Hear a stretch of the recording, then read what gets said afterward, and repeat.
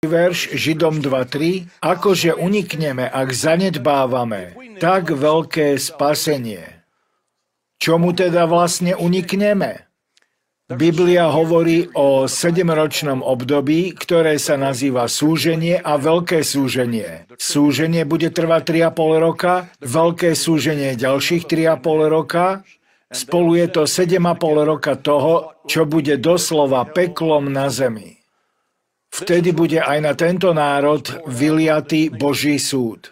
Súženie začne vtedy, keď Antikrist začne vládnuť v Európe. Bude vládnuť nad všetkými národmi a toto sa stane.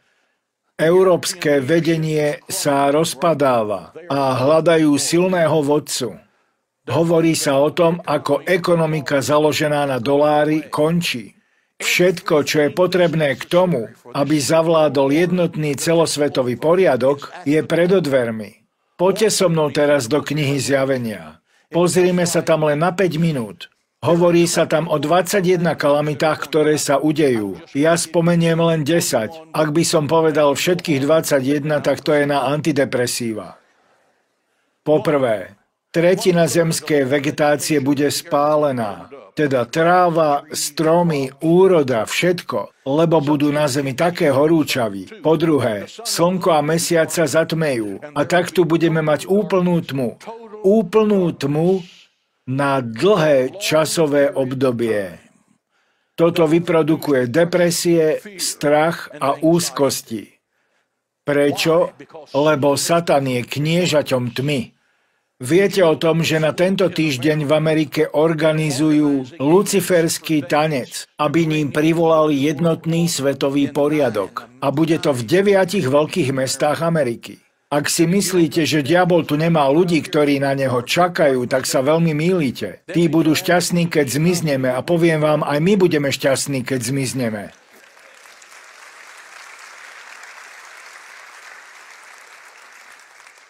Otvoria sa brány pekla a hordy kobyliek vo veľkosti koňa prídu na zem a budú bodať ľudí ako škorpión. Biblia hovorí, že následky bodnutia bude cítiť 5 mesiacov. Už vás niekedy bodol škorpión? Ľudia budú prosíkať Boha, aby im dovolil zomrieť. Ale Boh nedovolí, aby zomreli. Lebo účelom súženia bude to, aby boli potrestaní ľudia, čo odmietli Krista. A pokračuje to ďalej. Bude svetový hladomor. Už teraz vidíme, ako sa po svete začína ukazovať nedostatok potravín. Po piate, bude tak krvavá svetová vojna, že krv zabitých v boji bude tiecť 300 kilometrov vo výške hlavy koňa. Po šieste, telo každého človeka bude pokryté mokvavými, hnisavými vredmi. To sú slová Biblie. Rozmýšľajte nad tým. 7 morí sa obráti na krv. Každý oceán, každá rieka, každý potok. Poviete, Boh by to neurobil, ale on to už raz urobil. Prečítajte si v Exode, čo Boh urobil Egyptu. Voda sa premenila na krv. Nie akoby na krv. Na krv. Každá ryba, čo bude v mori, zomrie, pretože v takejto vode nebude dosť kyslíka na dýchanie. Nebude čo dýchať. Po 8. Slnko spáli horúčavou zem aj ľudí na nej. Al Gore.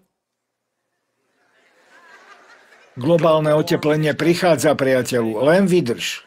Naozaj príde. Biblia hovorí, že sa objavia obrovské nekontrolovateľné ohne. A to spontánne po celom svete. A tie zničia domy a mestá. Mocní mužovia, králi, veľmoži si budú bolesťou hrísť do jazyka, budú sa plaziť do jaskýň a budú prosiť Boha, aby im dovolil zomrieť. Biblia hovorí, že budú vyhľadávať smrť, ale nenájdu ju, lebo Boh to nedovolí. Po 10. Budú tak silné zemetrasenia, že morské ostrovy zmiznú. Veľké ostrovy ako Havaj a Portoriko. Biblia hovorí, že všetky múry sa zrútia. Milióny ľudí zostanú pod rozvalinami a nebude nikto, kto by im pomohol. Kniha Zjavenia hovorí, že pri 6. trúbe budú uvoľnení 4 anjeli, aby zničili tretinu ľudstva. Pre tých, ktorý chcete vedieť presne, kde to je, Zjavenie 9.15. 4 anjeli sú uvoľnení Bohom, aby zničili 1/3 ľudstva za jeden jediný deň. V Spojených štátoch to bude vyše 100 miliónov ľudí. Preto vám hovorím, že COVID-19 je prechádzka ružovou záhradou oproti tomu, čo príde. A tak sa pýtam vás, ktorí toto sledujete a máte zdravý rozum. Nechceli by ste pred týmto uniknúť? Ja teda áno. Ja naozaj áno. Chceli by ste, aby vaše deti a vaši milovaní tomuto unikli? Povedali ste im svoje svedectvo o Ježišovi Kristovi? Dajte im príležitosť povedať aj nie. Ale možno sa nahnevajú. Ak pôjdu nahnevaní do pekla, na tom nezáleží. Ak tam chcú ísť, nech idú. Či už nahnevaní alebo šťastní, ja tomu uniknem.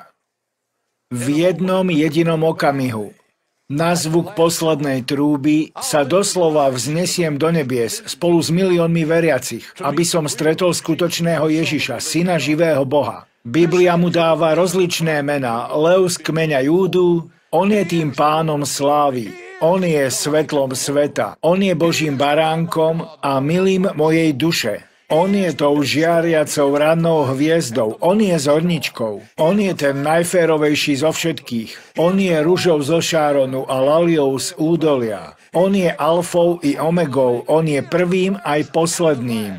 On je chlebom života. On je vodcom mojej spásy. On je uholným kameňom. On je mocným radcom a kniežaťom pokoja. On je Emanuelom, Bohom s nami, nádejou slávy. On je priateľom, ktorý je nám bližšie ako brat. On je tou fontánou plnou krvi, vytekajúcou z Immanuelových žíl. On je nádejou neba a postrachom pekla. On je korunovaný mnohými korunami, lebo on je kráľom všetkých kráľov a pánom všetkých pánov. A tak príď, Pán Ježiš, vzdajme mu chválu a slávu v Božom dome.